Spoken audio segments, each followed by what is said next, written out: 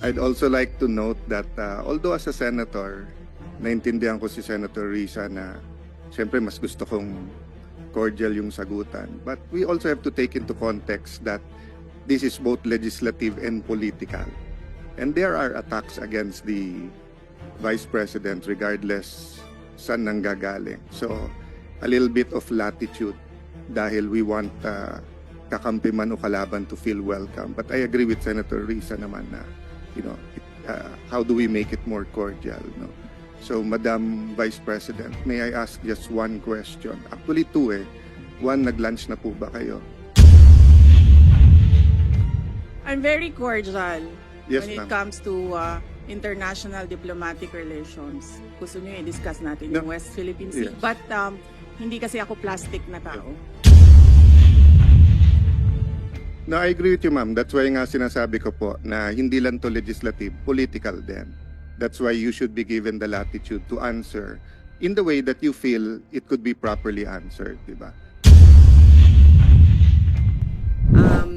Senator Tolentino, you had your hand raised earlier. I was about to ask for a minute suspension of the hearing, but since the good chairperson of this committee already gave her guidance on how this budget hearing should proceed, I defer to the wisdom of the chairperson. Thank you. I would like to acknowledge the presence of Senator Bong Revilla and Senator Robin Hood Padilla. Thank you. Anybody else? Senator Mark Villar as well. And Senator Alan, Senator Alan Cayetano. Any more questions? Yes. Senator Amy Marcos, you're recognized. Yes, samantalang nasimulan na ang pagtatanong tungkol sa budget, nais kong bigyan ng pagkakataon ng pangalawang Pangulo na sumagot sa mga pumupuna sa kanya at laging binabanggit ang mga COA report ng 2022-2023 na mababa daw ang implementasyon at kulang daw ang internal controls at guidelines.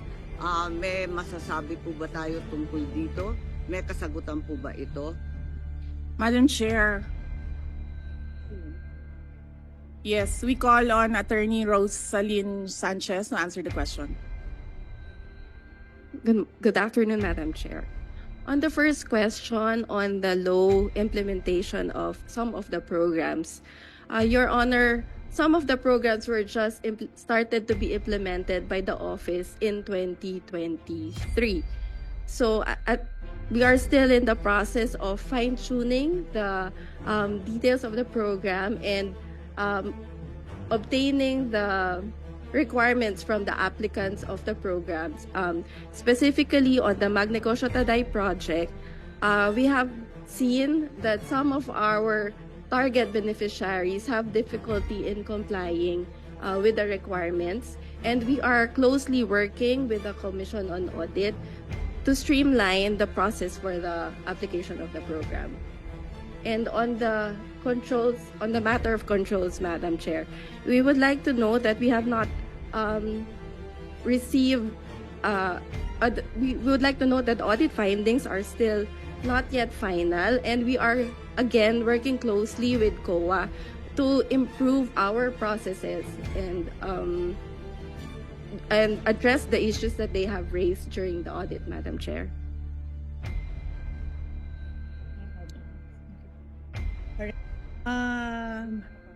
Madam Chair, I am Attorney Lopez, the Chief of Staff of the Office of the Vice President.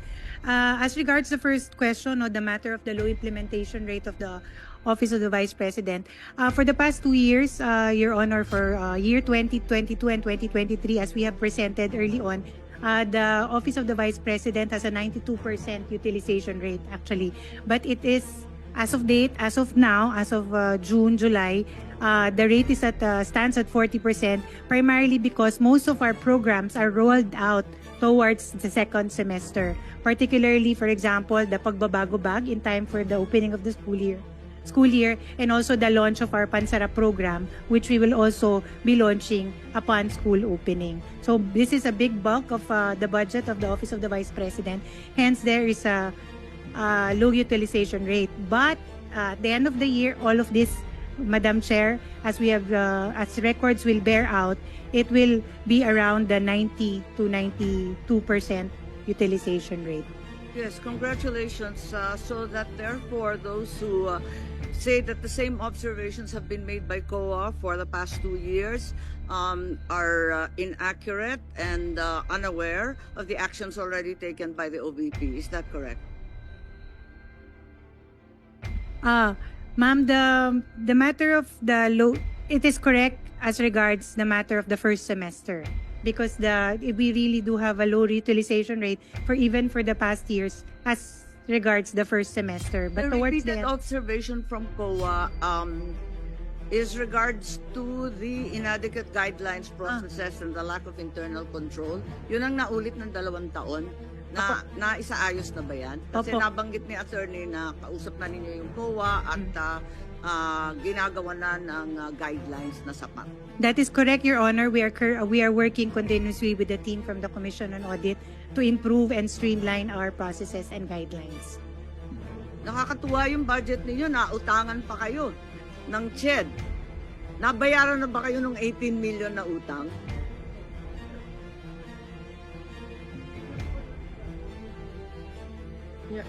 Your Honor, if I may answer the question. Okay. Your Honor, it was partial liquidation by CHED from the time that we had our budget hearing last year until this year. But there is still a remaining amount of 1,993,500 pesos, Your Honor, out of the original 18 million. Hindi kayo nag-iisa. Ang CHED may utang din sa mga senador. Kaya't yun ang nakakatuwa sa CHED kung saan-saan napupunta yung pera. At wala na po akong tanong. Ang sasabihin ko lang, talagang hindi naman sa barangay lamang napupolitika yung ayuda, pati dito sa mga senador, pati sa ating pangalawang Pangulo. Senator Alan Cayetano is now recognized. Good afternoon, Madam Chair, Madam Vice President, magandang hapon po, and welcome to the Senate. Magandang tanghali. I'd like to note that this committee is ruled by the women and kaming mga men ay nasa sidelines lang.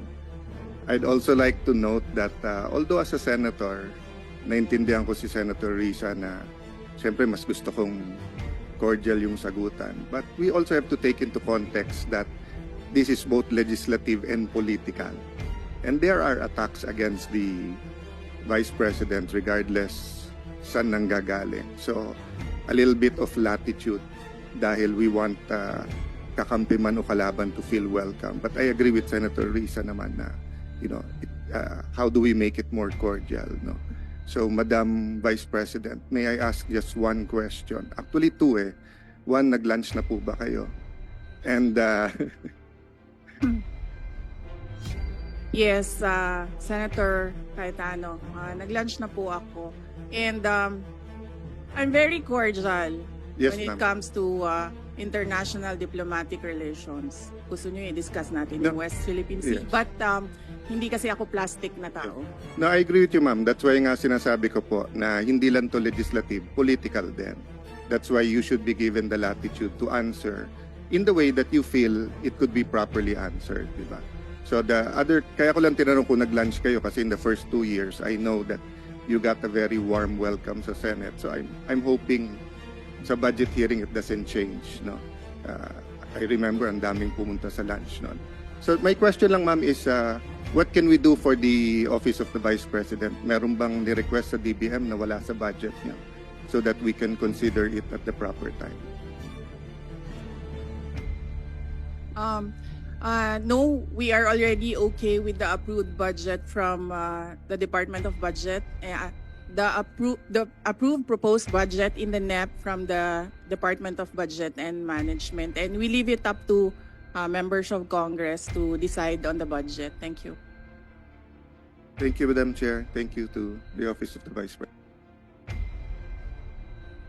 Any more questions?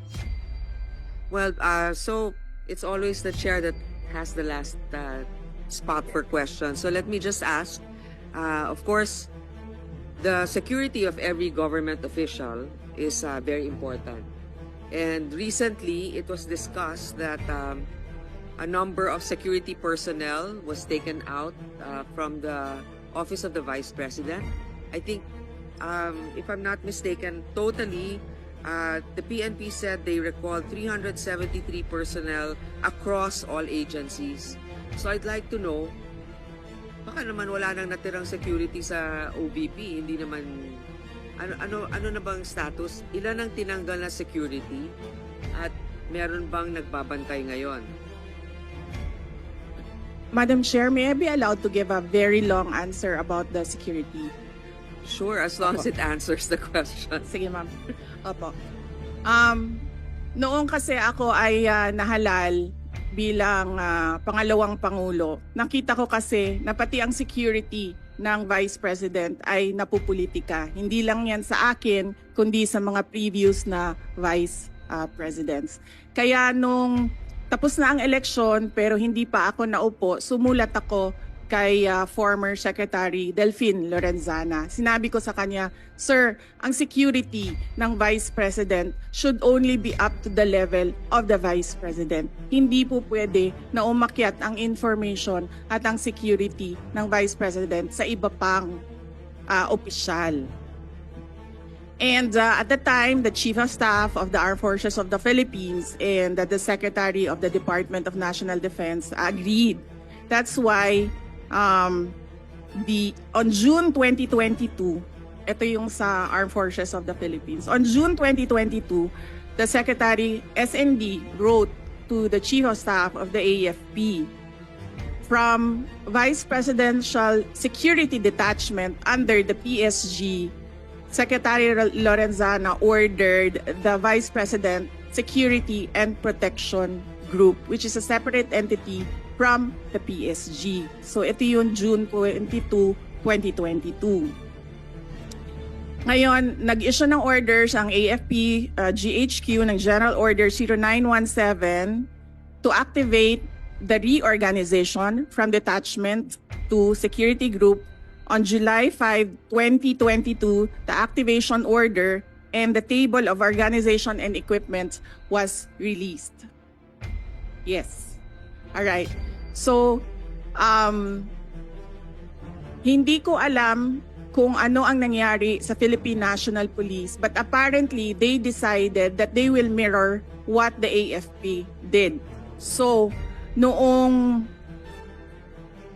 December 9, 2022, inactivate ang Vice Presidential Protection Division under the PSPG. Ito under ng NHQ General Order OPL 22-22 and NAPOLCOM Resolution 2022-0675. Kaya po mali yung sinasabi ng lahat, hindi lang ako nagsasalita, ngayon lang ako nabigyan ng opportunity na magsalita. Hindi po tama na ikumpara yung term ni Vice President Leni Robredo at yung term ko in terms of security. Dahil yung security, yung VPSPG at yung VPPD sa PNP ay meron pong orders lahat. Ibig sabihin, there is a basis in law doon sa pag-activate sa kanila. Ngayon,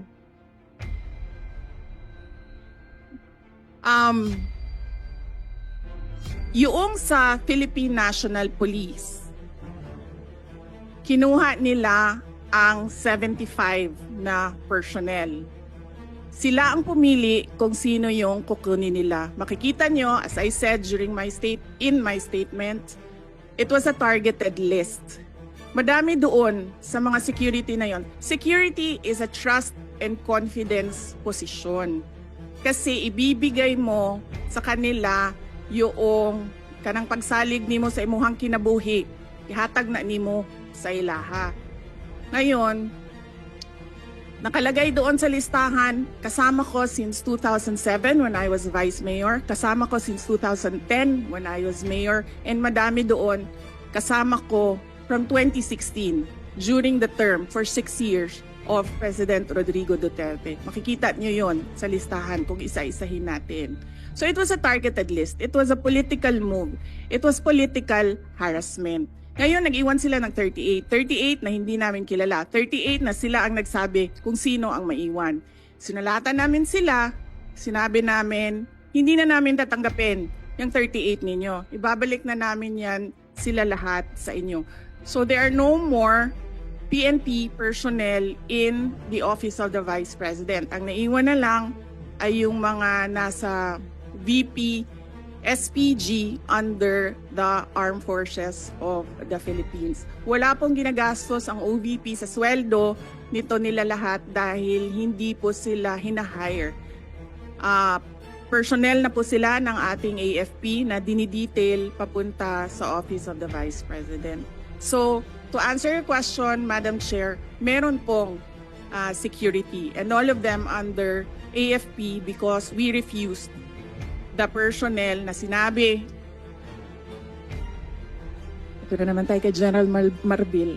Sinabi niya, ibabalik niya kapag mag-request kami. Sinulatan nila kami na mag-request kayo kasi ibabalik namin. Hindi ko gagawin yan. Thank you, Madam Vice President. So right now, your security detail is composed of AFP officers, soldiers, I suppose. Yes, Madam Chair, officers and enlisted personnel. Mga ilan-ilan kaya sila? May we request Colonel Lachica to answer? Nakakagulat din yung statement ng PNP. I guess he wants it on his record, but I find it a little also irregular na you're right, it's a trust issue. And if you're familiar with certain individuals, they have to explain why maybe in the budget hearing of the PNP, we can ask them why they chose the individuals to remove from your detail. But I'd like to know also how many is left from the AFP. And I think the AFP is also quite capable. Ilan po, Mr. Lachica? Madam Chair, good afternoon. I think I cannot disclose the number, but I have here our activation order and our table of organization. Why can't you not disclose the number? For security reasons, ma'am. Okay. I will. Madam Chair, Yes. sabihin mo na, sir. From our table of organization, ma'am, and equipment, we are authorized to have 364 personnel coming from the different major service of the AFP. But for our actual number, as of now, 337 po, ma'am. And this is under the AFP. And this doesn't come from the budget of the OVP? Or? Yes, Madam Chair. Okay. Thank you very much. That's all. Any more questions? Senator Bato de la Rosa is recognized. Ma'am, I just would like to inform this committee that during our last hearing with my Committee on Public Order and Dangerous Drugs, that issue was raised. And I told Chief PNP, General Marbil, na hindi na nire-request ng Office of the Vice President na ibalik yung tinanggal niya ng mga pulis. Kung pwede lang, ibalik sa kanilang pinanggalingan na unit. Hindi yung, ito mga kawawa ito, mga taga-Davao ito na been serving there for how many years, tapos dinislocate nila, nilagay nila Region 4, NCRPO, malayo sa pamilya. So, ang request na lang namin, ako, bilang Davao-inyo, na-request ko lang sa kanya, maawa ka naman dyan sa mga pulis na yan, ibalik mo doon sa kanila pinanggalingan. Kung taga Davao City yan, taga Davao Oriental, taga Cumbal, taga Cotabato, ibalik mo na yan doon. And he promised me na ibalik daw niya. I don't know until now because hindi ko pa alam kung anong nangyari sa usapan namin. Yun lang, para lang mabalik yung mga pulis yan, kahit na hindi na ibalik security kay Vice President. Just for the record, ma'am. Thank you, thank you. Madam Chair. Madam Vice President, go ahead, please. Yes, thank you. I agree with Senator Bato de la Rosa, wag na natin pahirapan yung mga police personnel dahil kaibigan nila ako. Ibalik lang natin sila sa mga pamilya nila. Thank you. Actually, Senator Tolentino is the Vice Chair for the Committee of the DILG for this budget season, Vice Chair Finance.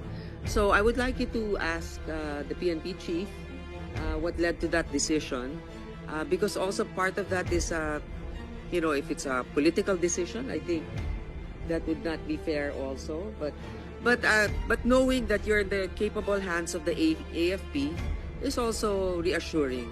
But this has to be raised. Definitely, Madam Chair, this will be asked as a policy question to be directed to the Chief PNP. Madam Chair. Senator Cayetano. Yeah, just because we're on security, Madam Vice President, could you indulge me in just one last question lang? Ang DOTR or NAIA ba nagsulat, explain at nag-apologize na sa inyo dun sa CCTV, hindi ba? Senator Alan Peter Cayetano, thank you. Hindi sir. Ang nangyari kasi dito, itong tao na ito apparently is assigned doon sa NAIA. Ang tao na ito is a media person na-assigned permanently, I think, sa NAIA because this is the second time na nilabas niya yung istorya sa mga anak ko. Yung una, when I left for Singapore, year 2021. Wala naman akong problema doon. Ang aking problema lang is itong tao na ito, nilalabas niya pati yung information na kasama ko yung mga anak ko. Alam namin kung sino siya. We have footage na kumukuha siya ng cellphone footage. Ang sinasabi ko lang doon sa aking statement ay dapat siguro i-beef up ng NAIA ang security nila dahil may tao doon sa boarding lounge na hindi pasahero at hindi employee ng gobyerno at hindi employee ng NAIA. Yun yung sinasabi ko. If you want to have a world-class airport, dapat world-class din yung security natin. Hindi siya pasahero. And in certain areas, bawal talaga, di ba? Sa immigration, dun sa may... there's certain areas na bawal kumuha. The reason I asked it, Madam Vice President, is yun nga, yung minsan kasi nasa-sensationalize, nagkakampihan, but nakakalimutan yung point eh. So I don't know when it started, kung 2010, 2013, but I remember, Senator Risa, nung nagrarally tayo, nung anti-GMA, di ba? Sa rally ka lang makakita ng pulis na may camera, na may phone or camera, nakukunan tayo. But ngayon actually, pag landing mo sa airport, if you take a car or a chopper, parang SOP na ng police nakunan ng picture. Minsan tinesting ko sila, sabi ko selfie na lang, sama kayo. Hindi. So I don't know, given the situation na nangyari sa inyo na pati pamilya, as you said, no? Like ako, sanay naman ako kunan ng picture whether they love me or hate me. That's why they want to get a picture. Minsan pinapalitan yung lumabas doon sa 10,000 doon sa Rockwell, actually pinalitan nila yung audio lumabas pa sa TV, baliktad, sumisigaw na idol ko si Alan, pinalitan nila na minumura ako, then yun yung lumabas. But the point is, just like the Vice President, what if you're with your kids, what if you're with your pamangkens, what if may nakipicture lang sa'yo, what if may kasabay ka lang sa aeroplano, sa fast craft or sa ano. So, hindi ba, I don't know, Senator Bato, ikaw lang ang highest ranking PNP dito eh. Bakit ba may ganun? I mean, hindi ba sufficiente naman? I didn't intend to ask you. Baka I asked this But para I intend matanong to din. answer. Yeah. But I intend to answer. No, kasi my point of view naman is, if it's for the record, unang-una, pag sumakay ka ng helicopter or ng aeroplano, dapat talaga may manifest yon. Pag landing mo, nandun yung police, eyewitness ka naman, dapat isulat yon. So if factually, pumunta yung Vice President sa aeroplano, sumakay sa papuntang Davao, factually naman pwede mo isulat eh. Hindi mo naman kailangan ng project nga, ang daming ghost, ayaw kunan ng COA at saka ng DPWH ng cellphone, nawawala yung project eh. Pero tao sa atin, yung security, parang medyo, yun nga, I find the problem, baka we should really look into that. I would like to also give my experience on that. What I noticed is, for example, we're a guest in a certain event or in a province, usually without even us requesting, the local government will ask the PNP to assist a public figure. And the reason why they take pictures, and just like Senator Alan, I thought at first they wanted a selfie, but apparently it's to provide proof to their commanders that they render the service. Now, it's a different story if they just take a picture for the fun of it, to give, I don't know, for others, in areas where, let's say, there's limited access. So But that's to that point, Madam Chair, wala akong problema na kunan mo eh. But yung storage at paanong gagamitin, given that, so for example, we're talking about security ngayon, di ba? Kung sa Secret Service nga, na pinaka-professional, na kahit Democrat o Republican, may congressional hearing ngayon dahil dun sa nakalusot kay ex-President Trump. Sa atin pa kaya na we try na walang politika sa PNP at saka sa AFP, pero nakikita naman natin kahit anong administrasyon, meron talagang tendency. So, my point is, if they're there to keep their officials safe, is it actually safe? As the Vice President said, that nasa terminal ka na high security, meron may cellphone, kumukuha, hindi naman pala empleyado, so wala naman silang pananagutan sa batas or sa airport. Ganun din sa atin, wherever we go. Pagka nagbus ako papuntang Bicol, kung 8 hours yun, pupungas-pungas ka pa pagbaba mo. Kailangan mo siguraduhin na ano ka kasi may kukuha sa'yo. Then you don't know where that picture will go. You know, sometimes things happen for us to look into it. So I'm nalulungkot ako na yung na-involve yung pamilya ng ating Vice President, regardless no of whether we are for or against her politically. But I'm that this can get out of hand given the number of pictures, and yung DICT tumawag sa akin dahil sa Committee on Science and Technology at sabi nga lang, grabe na ngayon yung hindi na katulad nung araw sa atin Photoshop lang. Ngayon pati boses, yung AI, yung deepfake, di ba? So pati video talagang pwedeng i-manipulate. No? kahit nga hindi ka nakunan pwedeng lumabas na may picture. No, as public figures, we cannot really avoid having our picture taken, but the issue here is in an area that's restricted.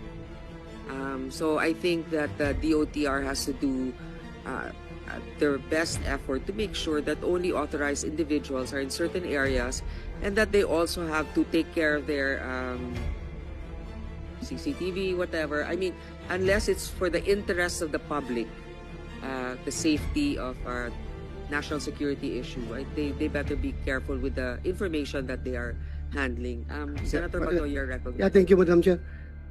Yung, another issue na naman ito na sigurong i-raise natin ito pagdating sa budget hearing ng BI. Dahil nga, itong Vice President natin na lalabas ng bansa, minumonitor nila. May nakuhang picture, pinalabas ang picture, pero yung wanted na si Alice Go, nakalabas ng bansa, hindi nila nakuha na picture. Anong klaseng mga government agency ito? Itong Vice President natin na walang violation of law na ginawa, may malicious intent pa talaga na kinunan na picture, pinalabas at ginawang issue during the bagyo, ganun, ginawa ng political issue. Ngayon, ito ngayong si Alice Go na wanted nang may lumabas na warrant, hinahanap ng komite ni Senator Risa, nakalabas na walang kaabog-abog, hindi man lang na-monitor nila. So parang wrong focus of priority itong mga tao natin sa airport. We have to ask them during the budget hearing, anong priority nila? Politika ba o yung mandato nila? That's all, Madam Chair. Actually, I sympathize with our colleagues here na pinaghirapan talaga nila yung hearing doon sa POGO issue. Tapos walang parang kooperasyon sa mga, hindi ko naman sinilala lahat ha, doon sa imposible kasing makakaalis yon na walang otoridad na kasangkot. Diba? So anyway, that's another topic. So Madam just Chair, open that up during yeah, the budget hearing of the PNP. Madam, just to put a conclusion, Madam Vice President, sa akin kasi po yung, kaya ko bringing up po yun, kasi iba po yung mali at iba yung hindi nila inaamin na mali. No, meaning dapat pagkalabas ng video na yon, nag-announce na kagad yung airport or yung picture, di ba, na we apologize to the public, to the Vice President, because you're our Vice President. I mean, whether they voted for you or not, President Marcos is our President, whether we voted for him or not. So, amin kayo eh. So, pag ginawa sa inyo, alam ba, kung ginawa sa inyo yan sa ibang bansa, nagwawala na yung DFA, no? So, ang point ko, Madam Chair, wala ka kasing narinig ka agad from the airport that we apologize, we're investigating, we have new guidelines, etc. That's why tinulay ko dun sa police, because it could suddenly happen to an ordinary mayor, congressman, barangay captain if we're taking pictures everywhere. At having said that, as you said, we're open naman. Wala naman tayo tinatago sa public. Baka gantihan ko na lang yung ibang police. Kukunan ko rin sila pag nasa fort sila. Kukunan ko rin sila ng kukunan ng picture. Okay, I think there are no more questions. Senator Gatchalian is recognized. Do you have questions, sir, or just a message of support, perhaps? Thank you, Madam Chairman. I'm just here to express my support, my full support to the budget of the Vice President. Thank you. Thank you. With no other questions, I manifest the wholehearted approval of the greater number of the members of this committee, and that therefore it should be endorsed to the mother committee. If that is a motion, Madam Chair, I second that motion. Second, likewise. Yeah. lagpas na sa second yung mga motion eh.